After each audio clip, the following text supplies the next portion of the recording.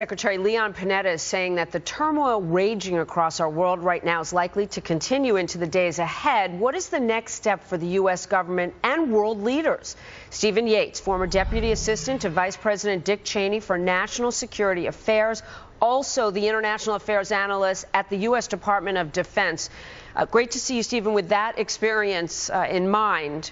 What needs to happen right now? Can this be gotten under control quickly enough so that more lives are not lost? Well, I think unfortunately Secretary Panetta is correct that this turbulence is likely to be longer term. After all, the recent wave of turbulence began more than a year and a half ago. And really to date, we have seen no clear indication from the President and his administration what they intend to do to shape events in this broader region. And so we've had some tactical responses to these outrageous attacks in recent days. We haven't really had a forceful response to President Morsi's, frankly, initial unacceptable response to having to provide security for our compounds in his own sovereign territory. So I'm afraid there's a lot that the administration needs to do, not least of which explaining to ordinary Americans what it has in mind. This is a time of defense cuts. What is it that we can do to actually fortify the resources and the installations that we have, the consulates and the embassies in countries, when countries like Sudan are saying they're not going to allow our Marines in, not to battle, they're going there to protect what we have? Well, it's true that we face limited resources, but we are also not without means. And we have, for many, many years, come up with strategies to try to present sufficient defense. But what comes first and foremost is listening to what enemies and agitators are saying. The Egyptian national television ran what they considered to be the insidious video in advance of these protests. The minute that happened, there certainly should have been a much more vigorous security posture in all of these diplomatic posts across the region. Did we know that it had run there? Well, we pay a lot of people a lot of money to watch these things all the time, not least of which those in those diplomatic compounds. I trust that it was watched, that it got reported back, and that there should have been a vigorous response.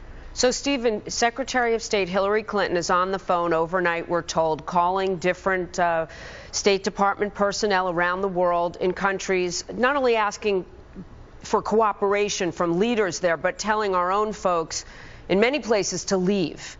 How will we know when it's safe for them to go back? Well, that's a good question. I doubt that we will if we don't have vigorous engagement in a secure way across this region. I mean, really, we have a lot of people that take risks for the United States to go into these troubled areas, to know who's doing what with whom, and to try to find ways to help those who stand on our side of what we hope change will bring. I think it's very, very important not to disengage from this vital region. We just have to find a way that doesn't involve military invasions, of course, since the country is weary of that. And we have to find ways to support those who are more secular in their outlook. They may not be a majority, they may not be the strongest, but these are our long-term allies. So you're saying there has to be some tolerance for cultural differences, but this is my big concern. First of all, folks might not want to go and assume those posts because of the danger.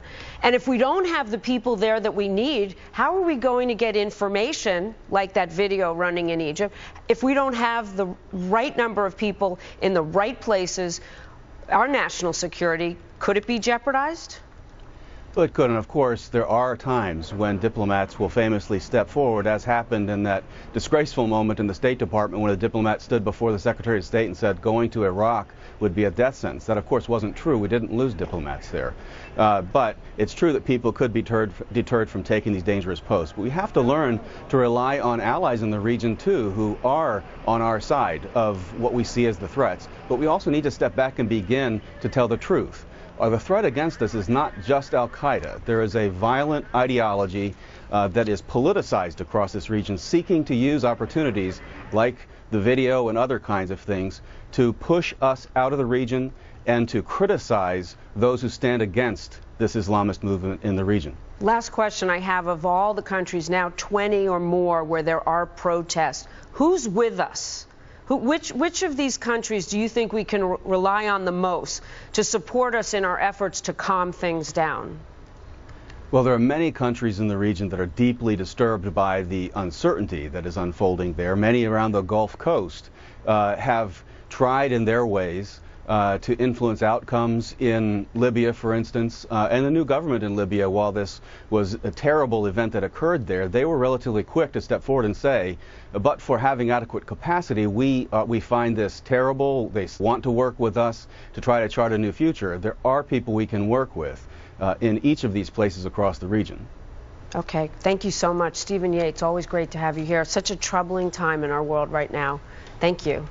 Thank you, Jamie. Eric?